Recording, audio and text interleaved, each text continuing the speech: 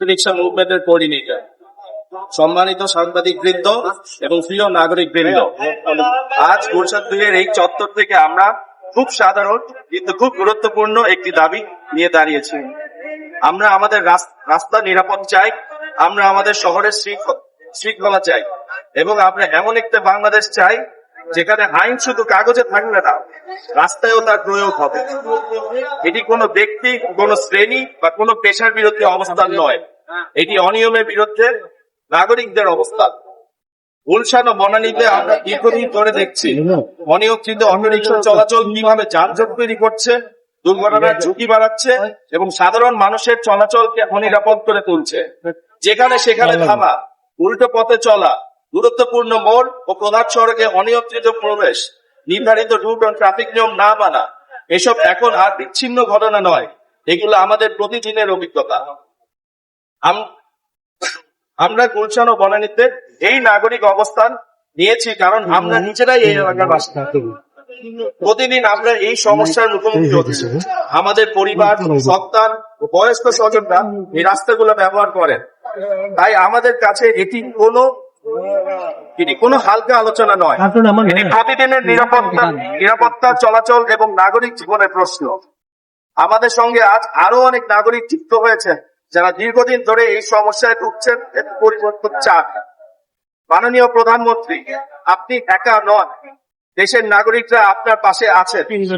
আইন প্রয়োগ সবসময় সহজ বা জনপ্রিয় সিদ্ধান্ত নয়, বিশেষ করে যখন বছরের পর বছর কোনো অনিয়মকে স্বাভাবিক হতে দেওয়া হয়, তখন সেই অনিয়ম ভাঙতে রাজনৈতিক সাহস ও দৃঢ়তা প্রয়োজন। অননুমোদিত, লাইসেন্সবিহীন এবং অনিয়ন্ত্রিত যানবাহনের বিরুদ্ধে সরকার যদি দৃঢ়ভাবে আইন প্রয়োগ করে, রাজনৈতিক বা অন্য কোনো চাপের কাছে নথি স্বীকার না করে, তাহলে দেশের আইন মেনে চলা নাগরিকরা সেই সিদ্ধান্তের পাশে থাকবে। আমরা নাগরিক হিসেবে সেই উদ্যোগ সহযোগিতা করতে চাই। শৃঙ্খলা প্রতিষ্ঠার দায় শুধু সরকারের নয়, নাগরিকদেরও আইনের পক্ষে দাঁড়াতে হবে, নিজ নিজ এলাকার থেকে, নিজ নিজ অবস্থান থেকে।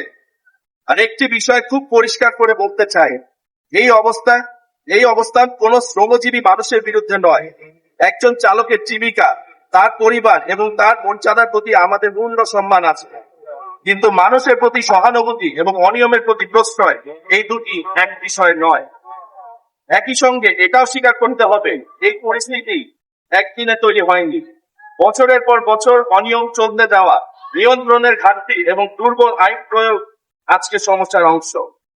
তাই সমাধান শুধু একজন চালকের ওপর দায় চাপিয়ে হবে না, রাষ্ট্রকেও একটি সুশৃঙ্খল, বৈধ এবং মানবিক ব্যবস্থা তৈরি করতে হবে। একজন নাগরিক লাইসেন্স করবেন, রেজিস্ট্রেশন করবেন, কাগজপত্র ঠিক রাখবেন, ট্রাফিক আইন মানবেন, ট্যাক্স দিবেন, আর অন্যদিকে আরেকটি যানবাহন কোনো কার্যকর নিয়ন্ত্রণ ছাড়াই একই রাস্তায় চলবে। এটি শুধু ট্রাফিক ব্যবস্থাপনার প্রশ্ন নয়, এটি ন্যায় বিচারের প্রশ্ন।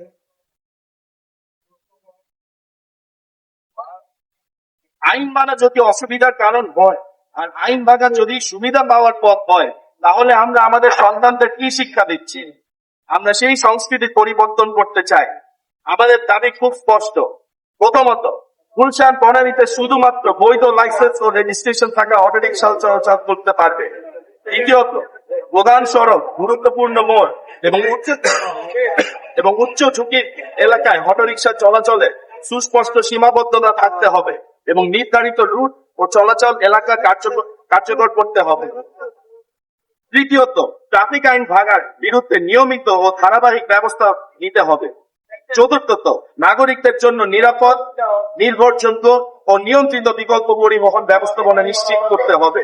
একই সঙ্গে যারা এই পেশার ওপর জীবিকার জন্য নির্ভরশীল, তাদের বৈধ ব্যবস্থাপনা অন্তর্ভুক্ত হওয়ার সুযোগ এবং প্রয়োজনে বাস্তবসম্মত বিকল্প জীবিকার পথ বিবেচনা করতে হবে। পঞ্চমত, এটি যেন 2-3 দিনের অভিযান হয়ে শেষ না হয়।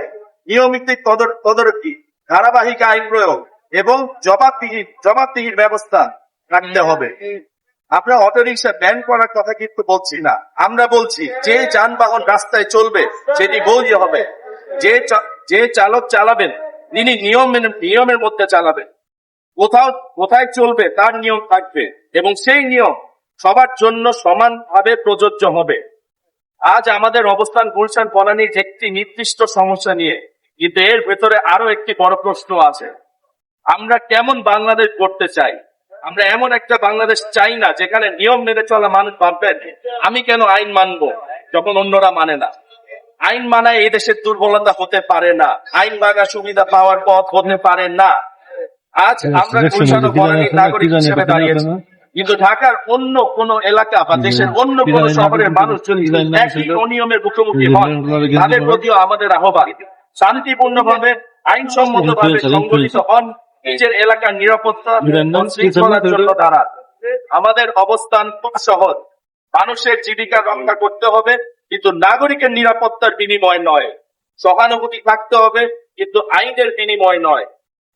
শেষে শুধু কয়েকটি কথাই বলবো, আমরা কারো হাত মারতে দাঁড়াইনি, আমরা কারো বিরুদ্ধে যুদ্ধ ঘোষণা করতে দাঁড়াইনি।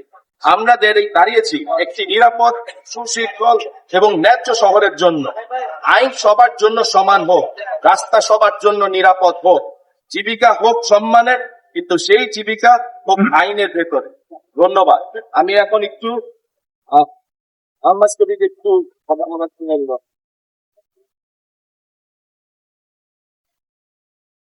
আমার কথা শুনতে পাচ্ছেন?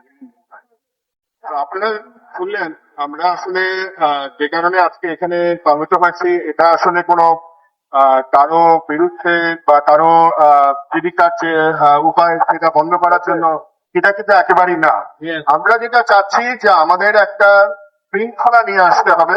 আমাদের যে রাস্তাঘাটে আমরা চলাচল করি, সেই রাস্তাঘাটের প্রত্যেকটা গাড়ি, প্রত্যেকটা বাস, প্রত্যেকটা মোটর সাইকেল যেমন একটা শৃঙ্খলাবদ্ধভাবে চলে, তাদের একটা নিয়ম আছে, তাদের একটা লাইসেন্স আছে, এবং লাইসেন্স পাওয়ার জন্য তাদের একটা ট্রেনিং তাদেরকে নিতে হয়েছিল। একটা জাতি, আমরা যে বাংলাদেশের ক্যাপিটাল ঢাকা, পুরো পৃথিবীর সব থেকে অন্যতম বিশ্বের কাছ থেকে মোস্ট নন লিভেবল সিটির একটা সিটি। ক্যান ইউ ইমাজিন আমরা এখানে তার উপর লজ্জার সাথে দাঁড়ায় হাঁটতে হাঁটতে আমরা সাথে কথা বলতেছি, নোই দ্যাট এই প্রেস রিলিজের পর তারপর কোনো চেঞ্জেস আসবে না। পরিমাণে লজ্জা লাগার একটা বিষয়। সুতরাং আমি আনফর্চুনেটলি আমার এগেন্স্টে আমি আলাদা একটা নিজের লড়াই এখানে বাইকটা হাতে কিনা খুব ছোট একটা কথা বলছি। আমার লড়াই হচ্ছে সেই গুটি কয়েক ব্যক্তির বিরুদ্ধে যার হাতে ক্ষমতা থাকার সত্ত্বেও, যার হাতে রেগুলেশন থাকার সত্ত্বেও কোনো কিছুই করতে পারতেছে। এই কথা বলে যে মানুষ চাকরি হারাবে, দেশের মানুষ চলাচল করবে কি হবে। আরে ভাই 2026 সাল এখন, আমরা বলছি সায়েন্স এত পৃথিবীতে সাইন্টিফিক রেভলিউশন হয়ে যাচ্ছে, আমরা কোনো কম্পিউট করতে পারতেছি না, আমরা করতে পারতেছি না। স্কুল কলেজে আসেন, আপনি একটা 18 বছরের ফোনটি জিজ্ঞেস করেন সলিউশন কি, ইজিলি 5 মিনিটের মধ্যে দেখতে সলিউশন নিয়ে চিন্তা করতে হবে না। সব সাহস দরকার, আপনি স্টেপ নেন, জনগণ আপনাদের সঙ্গে থাকে। এই জনগণকে জান দিয়ে দিচ্ছে সলিউশন দেওয়ার কোনো ব্যাপারটা। Thank you so much.